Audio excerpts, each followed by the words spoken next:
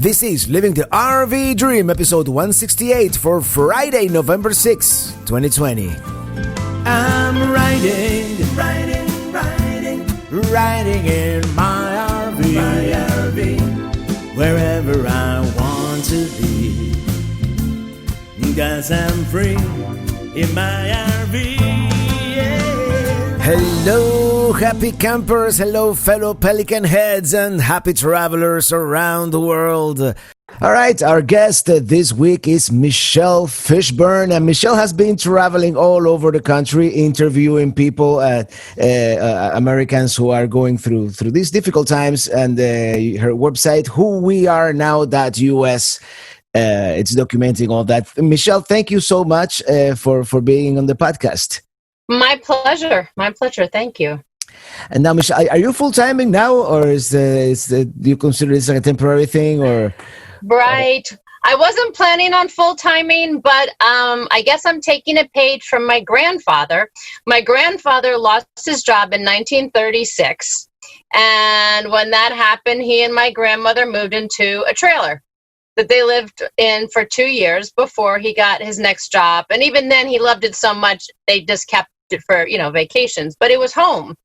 And so this motorhome I'm in now, which is a 2006 Fleetwood Jamboree, I've owned since 2006 when I took my kids homeschooling across America for 10 months. I thought when we bought it that this was just for vacations, but I lost my job during COVID and I haven't been able to find another one. So I am full-timing because just like my grandfather, unemployed, and I'm living in my RV. Wow. So so he started early days. I mean, 1936. Yeah. That was early days of the RV lifestyle. Of course, we already had campgrounds and all that. I was going to ask you, and tell us about that trip that you took for 10 months with your children. Sure. So my oldest kid is a little unusual, and in kindergarten, her teacher said to me that they couldn't meet her needs in the classroom. And I said, well, what do I do? And she said, homeschool. And I said, my parents are full-timers in a motorhome out on the road having a blast. I've always thought it'd be great to get a motorhome and go with them. And she said, well, you have to. That's exactly the way your kid learns. And actually, it's the way any kid learns, is by seeing and touching and doing. So I went home to my husband and I said, we need to buy a motorhome. And that was it. And I called my parents and I said, we're caravanning with you. And we did it for 10 months. And we lived in some of the most gorgeous parts of this country, the national parks, the state parks. And it was a joyous time. The kids were 4 and 7. And we had so much fun. And the 4-year-old said, when she turned 6, she said, I don't remember what happened. So we got to go again. So my parents were still out on the road, and we went for another 4 months and did the national parks again and up into Canada. Spent about 5 weeks in Alberta. Yeah. Well, and what was your route in the United States roughly? What was the highlights that you remember from that trip? Oh gosh, you don't have that much time. All right, give us one or two. Okay, so when you're with kids, things are different. So we started in North Carolina. We went all the way out. I guess as far west as we got was basically Pocatello, Idaho, and then dropped south into Utah, spent 5 weeks in southern Utah. So highlights have everything to do with the kids. Number one, when we were in Independence, Missouri, which would have been the start of the Oregon Trail, I had told my kids, this is where this right where you are, this campground that's 500 feet from the Oregon Trail, museum, that's where the pioneers lived. And so they had been digging up a field, they being the city. They'd been digging up a field. And so my oldest went out and she came back with a piece of plate. And she said, Mom, do you think this is what the pioneers were eating off of? And I said, I don't know. You'd have to find the middle part with the label on it. And then we can, 10 minutes later. 10 minutes later. Then another one that was really fun was we were out in Big Water, Utah, right by Lake Powell. And we were told that we should go out to this part that was like being on the moon, and it was full of black dunes because they still had carbon in them for that particular layer. And the guy at the visitor center said, see if you can find a crusher shark tooth. So my daughter climbed to the top of this really high black sand dune and said to herself, I'm going to find a crusher shark tooth. And by God, the same kid found a crusher shark tooth that was however many million years old on top of this sand dune. Things like that happen to us all the time. That must have been an amazing way for them to learn, because you learn by doing, by seeing things with your own eyes, and I'm sure they'll never forget those things. No, they won't ever forget. And it was such a joyous way to teach geography and geology and history. And, you know, there we were at the sod house, you know, near the Badlands, and showing the kids what a sod house looks like. And they would find fossils in the Badlands. And it just was, I wish everybody could do it, because it makes living and learning an incredibly joyous experience, which is, and I thought that was the best part of my life. I really honestly, Robert, thought the best part of my life was over, because that was it. I don't know how you beat that. But going out on the road right now by myself as a 57-year-old single person with no responsibilities and no job, no house, no nothing, I have to tell you, driving around the country and meeting people for this Who We Are Now project, I am having a blast. And it's really fun to get to know all these different people and their experiences and all this, and in this crazy, crazy year we're in. Okay, so how long have you done this? I was looking at your website. It says it was roughly 2 months, but are you still doing it, or did it come to an end at some point? So, no, it's just started. So I started basically September 11th, which is kind of an odd date to start, but that's when I started heading out. And I made it all the way out to Wyoming and back. And so I have 45 stories so far from 20 states on the website, and I have 25 more that I have to convert and post before I leave on my next part of my trip, which will be Washington, D.C. on November 2nd, so I can be there on Election Day. Yeah, that's a good time to be there for sure. And I'm going to keep going, because, you know, at first I thought, I'll stop in December and I'll put this together and I'll get a job and I'll say, look what I can do. But then I realized, I know you're looking at me like I'm crazy, because the story's not over. This is what I realized is this is actually a serious oral history endeavor of one of the most unusual years our country's ever faced. And I'm blessed that I have the opportunity and the financial ability to drive all over and really listen to people from different parts of the country and their experiences. And it's not about the politics. It's about the wildfires and COVID and droughts, and couldn't go to my, the birth of my grandchild, and my wife died. And it was all of those things that we've been hearing about, but hearing it directly from the person. And so on whowearenow.us, the stories are all in that person's words. I don't put any words in their mouth. And so you hear directly from them. Yeah. And I think it's great that you are documenting this moment in history, because, you can kind of sort out all the cacophony, all the noise that you hear, and really focus on each person's stories. And talking about that, which can you tell us a little bit, some of them? Sure. The most striking ones. If there are any of them that are perhaps even positive. Oh, and that's the amazing thing is I think if we were to get away with the TV, with cable news, and with the internet, we would find that this country is pretty much the country we thought it was. And you go into the small towns and everybody helps each other. So here are a few stories. Yeah, Maryland. and I want to interject. I think Mark Twain said it best with a quote, like, travel is the antidote to stereotypes. And I forget the exact quote right now, but it's so true that when you travel, you realize that it's not the same that you hear on the news. It's not. I was worried before I left.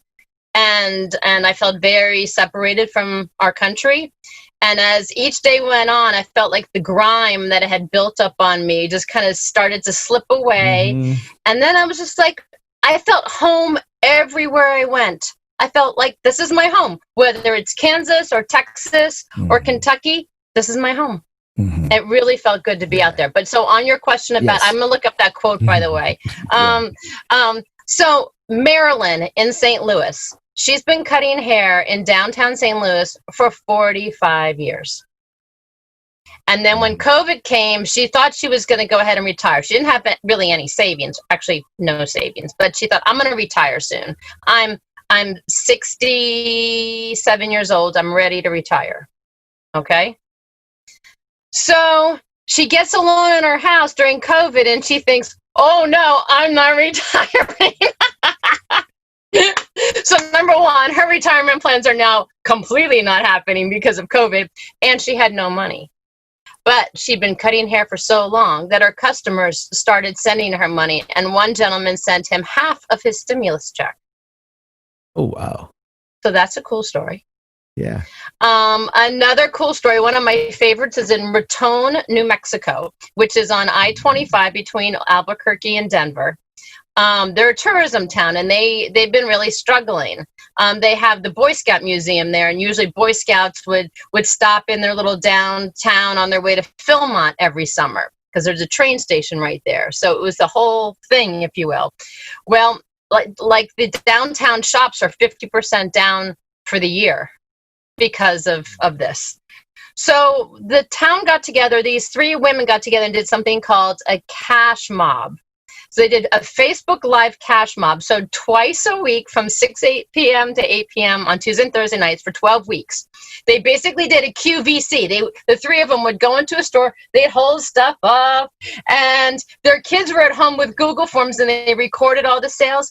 They raised over $40,000 in sales revenues for 31 downtown businesses in 12 weeks so they could pay their rent. Mm-hmm. Yeah, because a lot of these businesses are struggling, and a lot of them, they haven't survived. Here in Miami, where I am right now, it's some places, Yeah.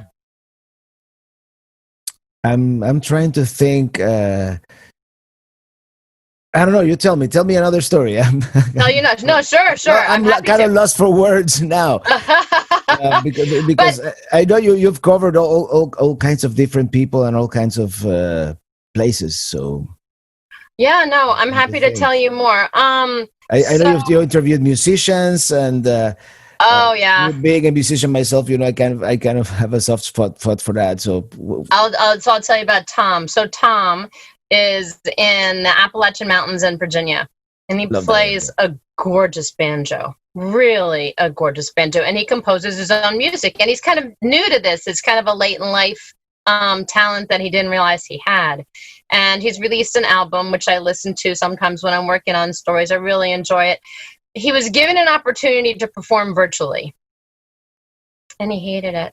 He said, I just need an audience. Mm-hmm. It was sterile, and he I think he's not doing another one. He just is going to wait until he can perform live again.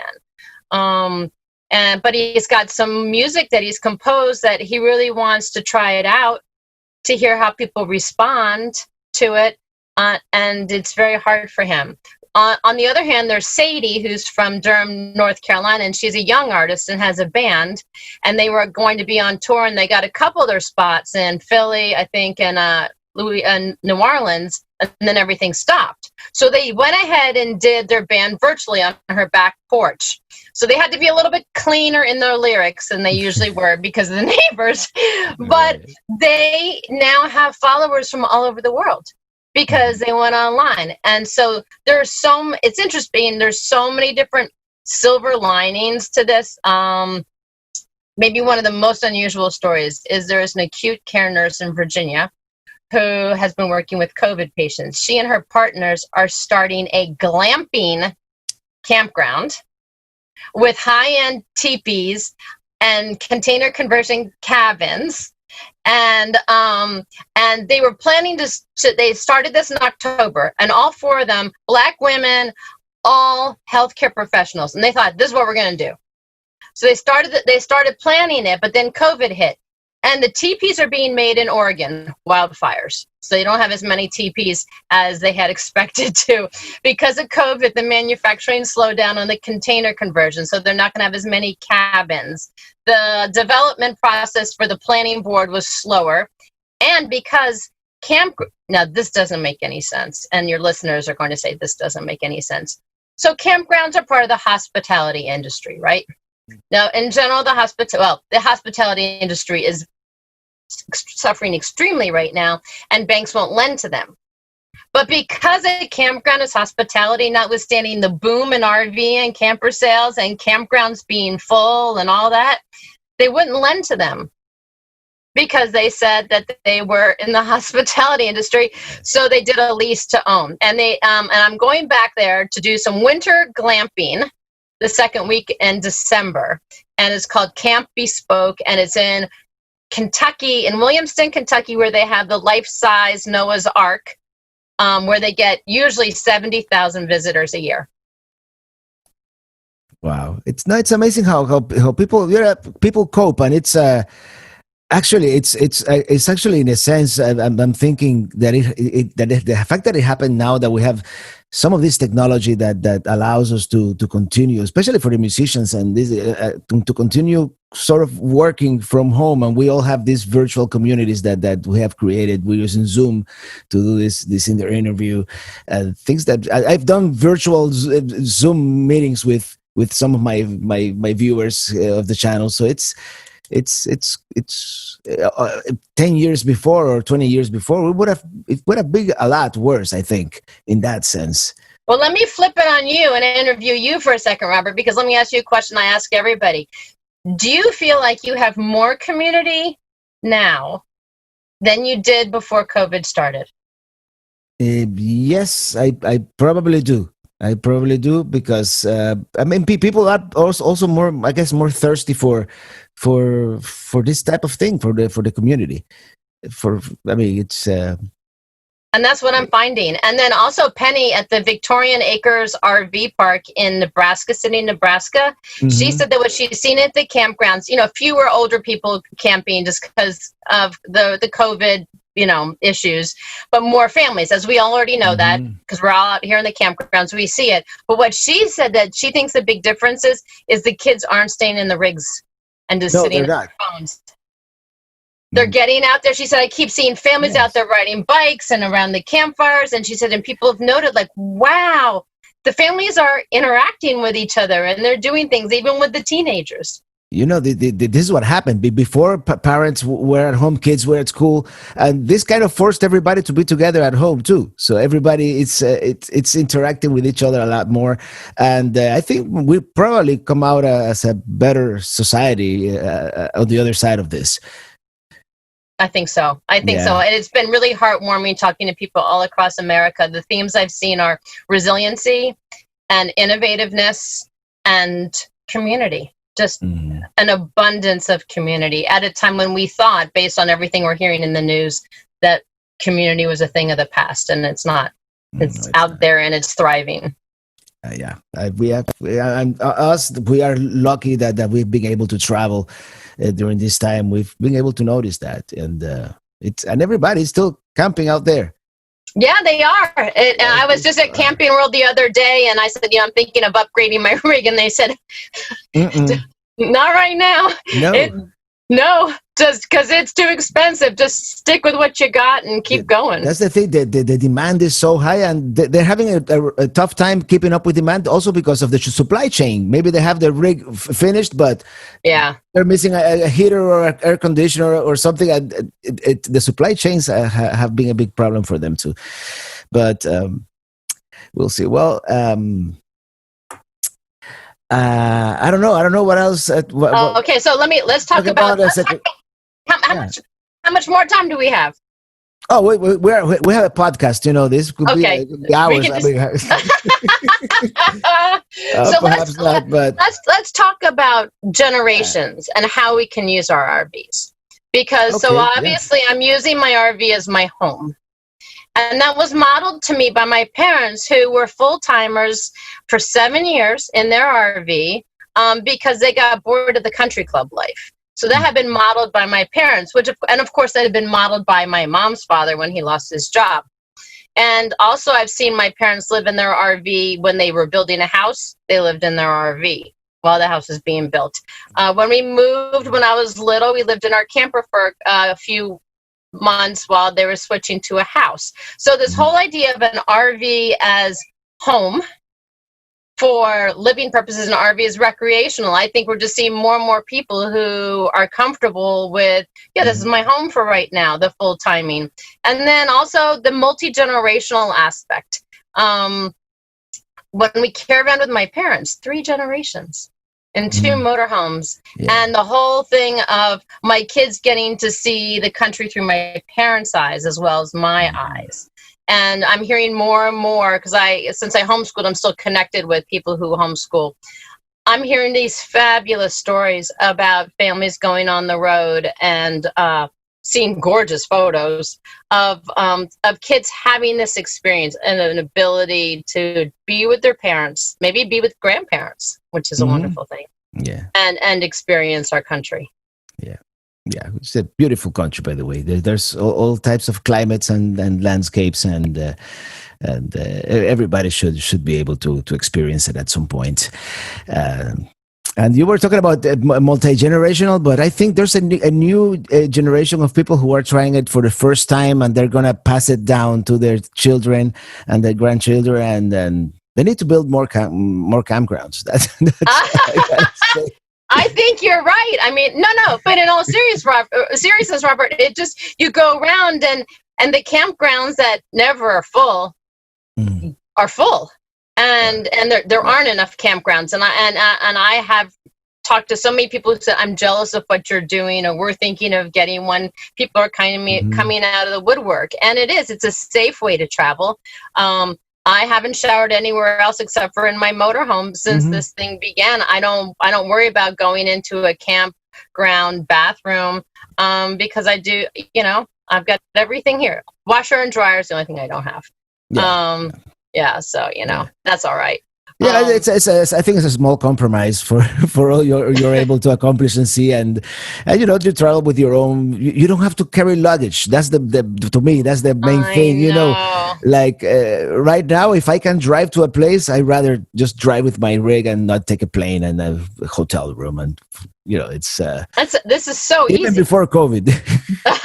No, I hear you. And I've got a 29-foot rig, and I've never towed. And so that's the thing, is when I look to upgrade, and I don't know, there might be also an evolution in terms of what kinds of RVs. I know slides and stuff have become a big deal. But to the extent that people say they want to be able to get in and out, I wonder if the kind of rig I'm looking for, which is more like 26 to 29, no slides, right? Yeah. I don't want to deal with the towing. And people are doing the vans, and I'm not doing that. I mean, kudos to them, but I need a little bit more space than that. But I think the whole slides thing, there might be a demand for fewer slides that people can just, so people can just take their rigs out as their grocery vehicle. Yeah, and sometimes you just want to stop at the rest area and not have to open this. Some rigs, in order to access the bathroom or your bedroom, you have to open the slides, and that becomes a problem sometimes. Well, Michelle, it's been great talking to you today. And can you tell us once again what are the plans for the future? Are you gonna make this into a book or something like that? People keep saying, this is a book. And you know what? I don't know what it is. All I know is it's pure joy for me right now. And that's, and I'm just going with that. And joy is the key. As long as you are enjoying it, that's really. So I'm not trying to monetize it. I'm just going out there and interviewing people. And but I've made a pledge to myself. I won't stop before the end of March, because it's going to be a long, cold winter. And I don't know what's going to happen. None of us do, with the economy and the pandemic. So I'm just going to keep going through probably the end of March and then reassess. And the website's called whowearenow.us. And you can follow me on Facebook and Instagram at whowearenow2020. And I post a story every other day. So it's just this constant feed of inspirational stories. And there's always a wow factor. Like the hairstylist, who her big issue was when she reopened, all 300 of her customers felt like they should be first. So she thought, new problem, what should I do? So she did a raffle. Whoever bought the most raffle tickets got to choose first. There you go. She raised $4,500 for a food bank. So there's always a wow. There's always a wow factor. There's always a wow factor in each one of these stories. So it's really a delight. Sounds like it's been a fascinating journey, Michelle, and thank you for sharing it with us. Thank you.